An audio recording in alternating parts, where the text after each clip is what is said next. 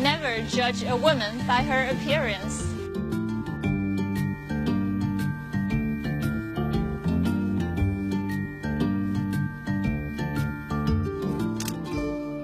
I'm a die-hard fan of American TV drama, K-pop, Japanese cartoon, and video games.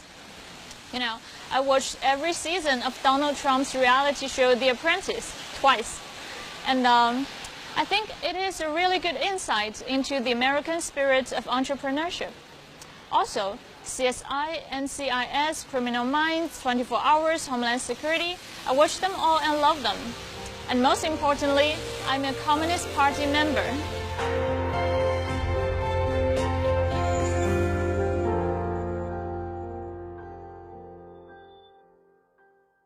I work for Xinhua News Agency. I was stationed in London as Xinhua's political correspondent for 2 years, covering stories on the royal family, number 10, foreign affairs and military news. Now, back in China, I write editorials for Xinhua and manage Xinhua social media accounts. I guess I have this thing called the hero complex. Even as an elementary school girl, when I saw a group of older boys bully a kid, I would speak up and warn them. Even though I'm scared myself, I just couldn't walk away from an injustice, and I had to do something.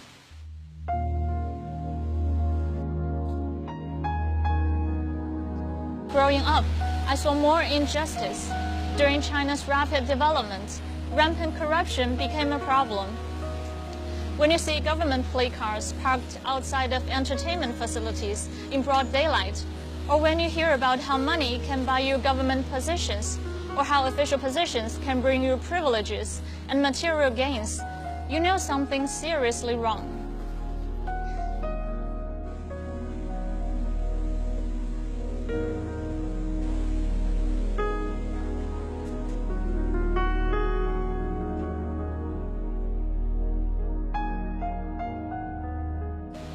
Things like corruption betrayed what I remembered of the values of the Communist Party.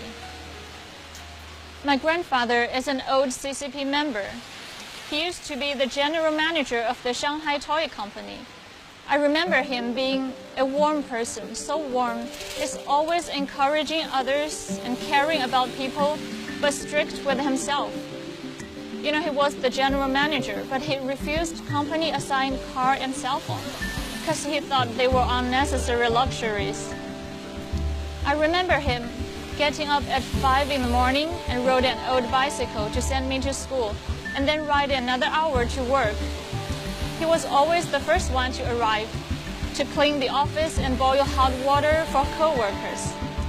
That's how the traditional value of the Communist Party, which is to serve the people and lead by example, rooted in my heart.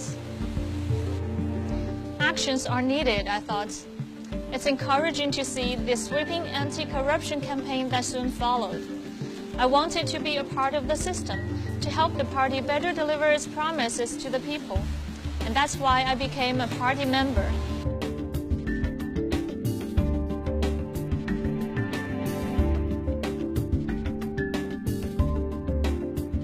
Meanwhile, I saw more injustice in the world. The world is burdened by terrorism and deadly conflicts. Countless lives have been destroyed in the Middle East and Africa. You know, the Western media, they would condemn terrorism when they threaten their way of life. But they would continue to honor militant extremists as so-called freedom fighters when they do not fit in their narrow ideology of how the world should work. In 2014, at a railway station in China's Yunnan, a group of organized attackers brutally stabbed 31 people to death and injured 141. Western mainstream media refused to acknowledge the incident as an act of terror.